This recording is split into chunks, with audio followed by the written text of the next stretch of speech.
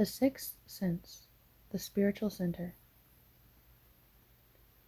This is where the sensations collide, where it's all happening, when all the mind diamonds of the mind come together to form the big picture of what was once beyond our understanding, the foundation of incomprehensible existence, the I am of being. This is the mysterious question mark hidden throughout the cosmos. Perhaps this image displays the moment of death, where we expand and finally understand. Yet even now, while our consciousness is connected to our body, we have at hand the exact same access to the wisdom and knowledge of the universe. The sixth sense is beyond our physical senses, yet at the same time deeply interwoven. Our human body gives access to the sixth sense in a way that we may never experience again. Could the sixth sense be intuition, knowledge and guidance that comes from a source much larger than ourselves alone, and yet must be found within ourselves alone? The sixth sense can be anything you want it to be, and indeed it is. In fact, it is all things. It is the connection point to everything. Perhaps, if I may be so bold to say, God herself. This whole series has been an arrow pointing me towards the deepest truth, that within me resides all things, and indeed the one thing, the unnameable. As the artist of this body of work, I am also a listener, an interpreter, and I have been interpreting these pieces after I have created them, according to inner guidance. You may have a different interpretation yourself, but regardless of what you find, we come to the conclusion according to the same guide. The revelations are drawn up from within. Inside of us both resides the unexplainable one who explains all things. At first I thought, surely the sixth sense is intuition. Then I came to realize that for me personally, it is emotion, and there is no denying that. For even intuition can be broken down further, and I find it is rooted in emotion. Our heart is the center of the sixth sense, and the center of feeling. Guidance is found most profoundly within how something feels. We feel into things to decide if it is the direction we desire to go, and we turn around if things don't feel right. Furthermore, when we feel doubt or fear, we can be sure that we are not living from the true self. Either we must push past the fear and see we are stronger than we believed, or we may question why the fear is coming up in the first place, and find the lie it is rooted in. Negative emotions point out that a lie is at work.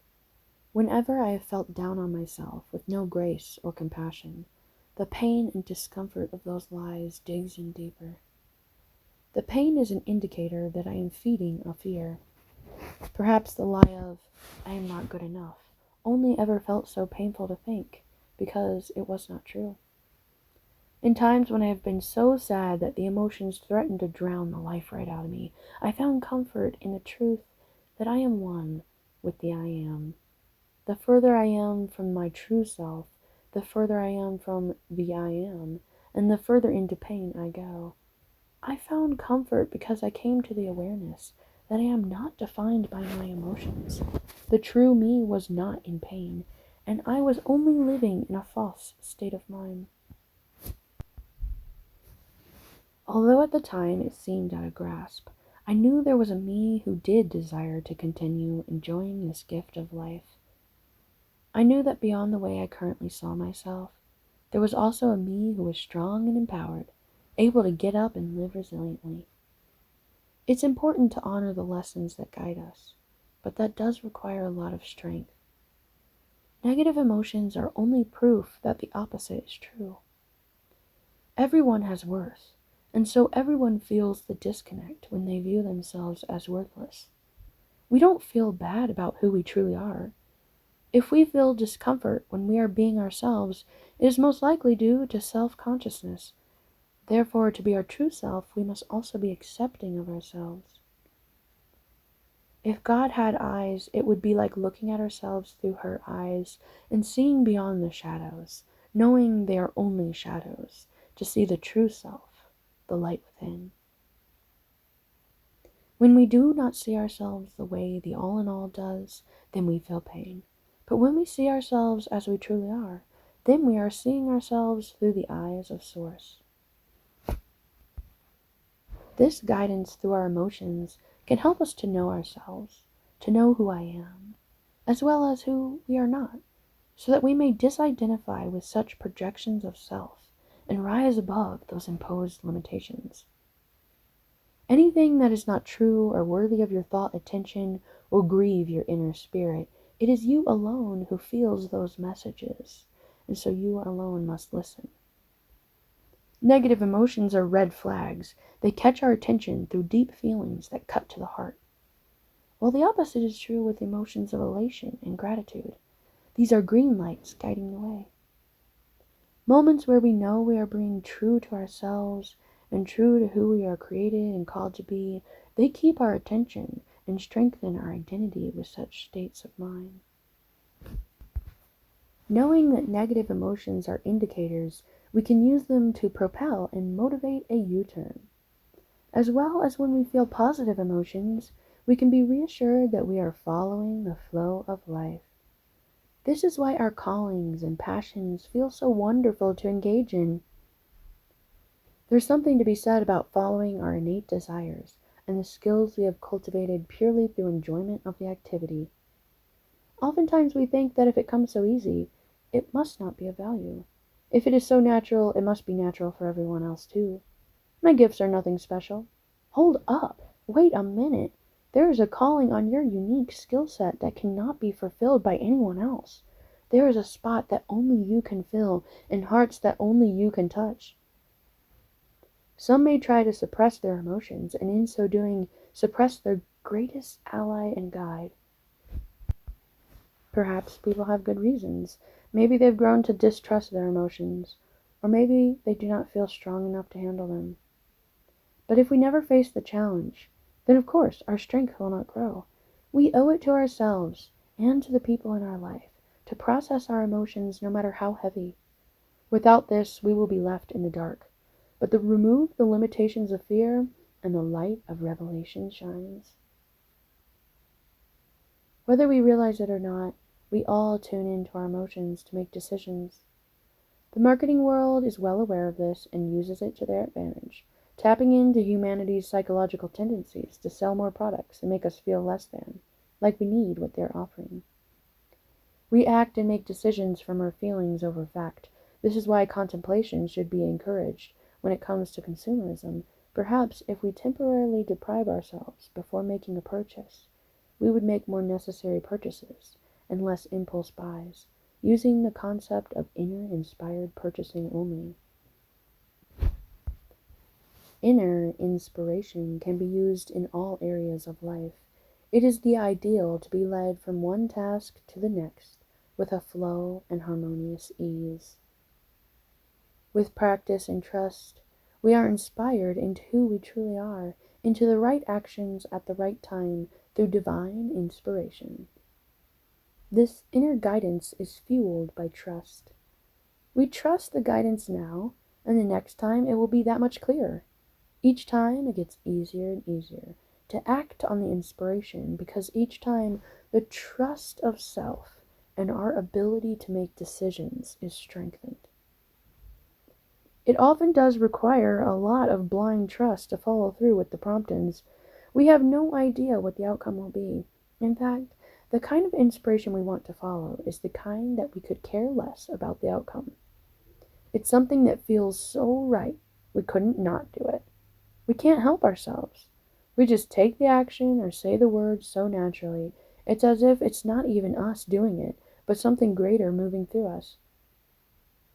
We leave desires alone until we are so stirred up and urged to move forward that we cannot hold ourselves back. This is very different than wearing ourselves out by trying to force things to happen. Even worse, listening to the ideas of a million others until we have taken every action in the book, only to be somewhere we didn't want to be, tired and frustrated. Sometimes we get too distracted by the endless to-do list that we miss the promptings that would have moved everything forward in our lives.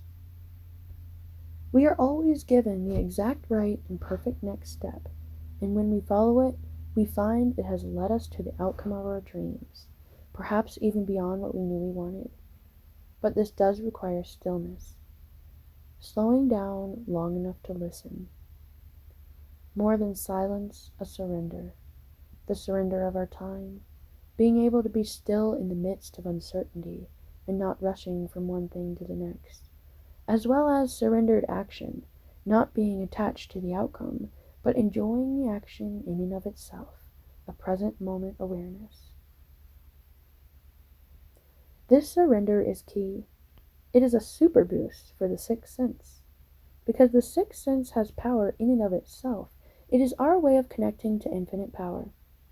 If we use our physical senses to interpret and guide us, then yes, we will get places and accomplish things, but we may miss the whole point of life. The sixth sense is an expression, just as emotions are expressions.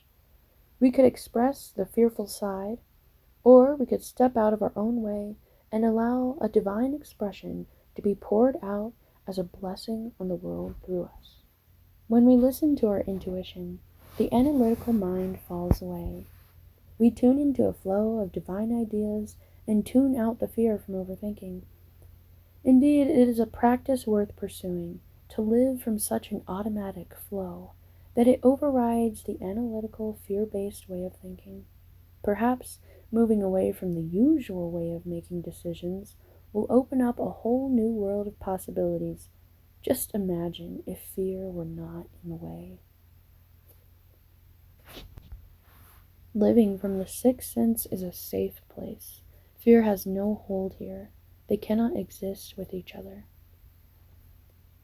At the same time, if we have fed the fear and it dominates our thoughts and actions, then we can be sure it is getting in the way of hearing our intuition's promptings. As one grows, the other lessens, and vice versa. May we spend time trusting and obeying the promptings of our own inner spirit so that it may grow stronger and push fear out. When we are still, it is as if we are making space. And just as outer space wants to be filled with infinite possibilities, so will we be filled up with the vastness of imagination. There are certain instances where the senses are no longer needed. The only sense active is the sixth sense, where we move inward, focusing our attention on our inner life through contemplation. The physical forms dissolve. The borders and boxes that held us captive dissipate. We have moved beyond them.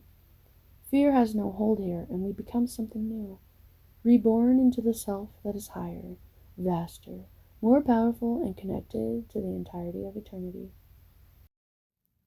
This is a journey for the meek, for the humble, for those who live life with pure satisfaction, contentment, and gratitude. The gurus sacrificed their entire life, detaching from the physical senses so that they may more easily tune into their sixth sense. We may not need to be so drastic, for even the simplest of men can find peace where he is now. In the end, disconnecting from sensations only goes so far.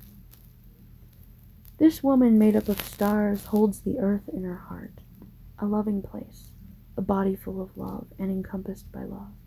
The persona is gone. She is made new, into a vessel of power and light, larger than life, larger than what a body could hold, and yet she still has form. She practices embracing her form, her light, embracing her true being beneath the form that now dissolves. Just like her, we allow the old self to fall away. True guidance is a flow through us, a connection. We do not force, control, or hold on to certain outcomes. Instead, we surrender so that all we say and do comes from a divine center, beyond what we could have come up with all on our own. We choose a path and we let it unfold. We don't plan everything out into eternity. One step leads to the next with ease and harmony. All we need is the first doorway, and the rest will take care of itself. It's an ongoing journey, one that is cultivated with practice. The more we listen and trust, the more we are guided. what was once invisible comes into view. We cannot look too far ahead, for just as we cannot see past the horizon line, so we cannot see all of the path. We must first move with obedience into the current place and be present with where we are now.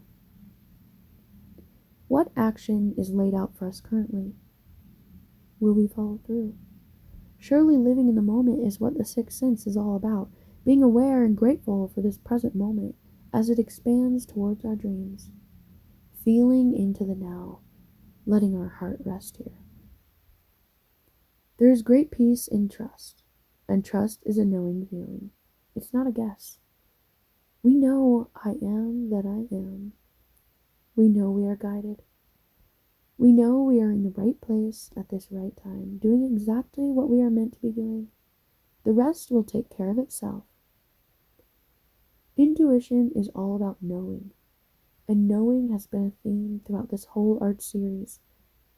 Knowing really starts to take shape in intuition. Sometimes we need a shape to comprehend. Knowing is within the imagination, a feeling. Things don't have solid lines here, but yet we can still grasp it. Do you grasp this? All you need is to experience a glimpse, and then you will forever be on the journey because it is endlessly satisfying.